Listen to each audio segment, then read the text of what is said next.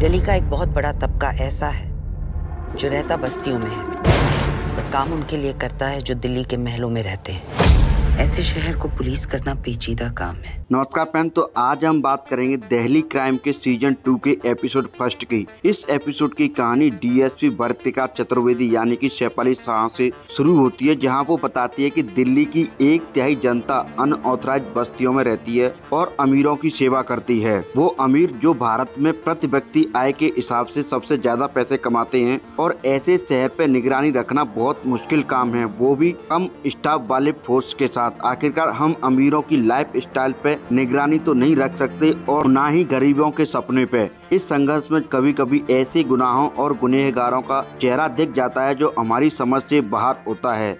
इस सीरीज के शुरू में ही दिखाया जाता है कि कुछ लोग बैठकर ड्रिंक कर रहे होते हैं, उसके बाद उनके घर कोई आता है और उनमें से किसी का मर्डर करके चला जाता है। फिर कहानी शुरू होती है पुलिस थाने से, जहां इंस्पेक्टर भूपेंद्र सिंह अपने साथी आशुतोष से अपनी लड़की के लिए शादी.com पर प्रोफाइल बनाने के लिए बोलता है। फिर वर्तिका अपने घर अपने पति विशाल चतुर्वेदी के साथ खाना खाते हुए दिल्ली क्राइम के बारे में बातें करती है। फिर एक इंस्पेक्टर उसे इन्फॉर्म करता है कि थाने से कॉल आया है। फिर नीति सिंह जो कि एक आईपीएस ट्रेनी है, उसे भी कॉल जाता है एक मर्डर के रिगार्डिंग, जो कि शुरू में ही सीसीटीवी फुटेज में दिखाया जाता है।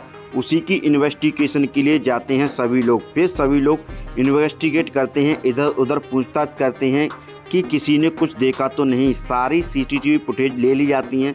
फिर जो मर्डर हुआ होता है उनकी लड़की अनीता अरोरा आ जाती है, जिसे अंदर कमरे में नहीं जाने दिया जाता है, उसे बाहर बैठकर वेट करने के लिए बोला जाता है। फिर डीएसपी वर्तिका अनीता को बता देती है कि तुम्हारे मदर एंड फादर का मर्डर हुआ है।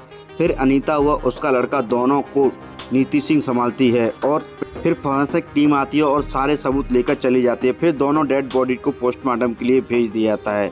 फिर एक सीसीटीवी फुटेज में सब इंस्पेक्टर जयराज को मर्डर का पूरा सीन देखने को मिल जाता है। वो फुटेज वर्तिका को दिखाई जाती है, जिससे वो साउथ दिल्ली में सिक्योरिटी बढ़ाने के लिए बोलती है और हर सस्पेशियस इंसान को पूछताछ करने के लिए बोलती है। फिर शहर में सिक्योरिटी बढ़ा दी जाती है और वर्तिका को लगता है कि ये जो मर्डर किया है वो कच्चा बनियान गैंग ने किया है। फिर डीसीपी वर्तिका घर आ जाती है और अपने पति के साथ कच्चा बनियान गैंग के बारे में डिस्कस करती है कि ये कच्चा बनियान गैंग किन जगहों को टारगेट करती है और किन लोगों को। फिर डीएसपी वर्तिका अपनी इन्वेस्टिगेशन टीम को बताती है कि जो कच्चा बनियान गैंग है वो किस तरीके से मर्डर करते हैं और मर्डर करने के लिए वो क्या क्या हथियार यूज करते हैं।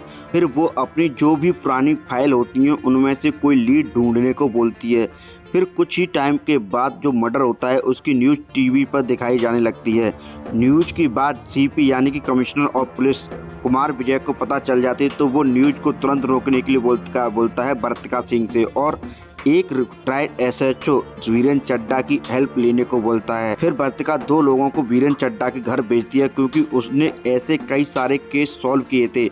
चड्ढा जाने की मना करता है। पहले वो कुछ अपनी डिमांड रखता है कि मेरी पेंशन रुकी हुई है, वो आएगी तभी जाऊंगा वरना नहीं। फिर दूसरी तरफ दिल्ली पुलिस कंट्रोल रूम में कच्चा बनियान वाले कॉल करके बताते हैं कि पुलिस अपनी औकात में रहे। उधर दूसरी तरफ एक और मर्डर हो चुका होता है। तो दोस्तों इतना ही होता है इस एपिसोड में। अगर आपको वीडियो पसंद आई तो प्लीज़ इस वीडियो को ज़्यादा लाइक करिएगा, शेयर करिएगा और चैनल को सब्सक्राइब जरूर करिएगा।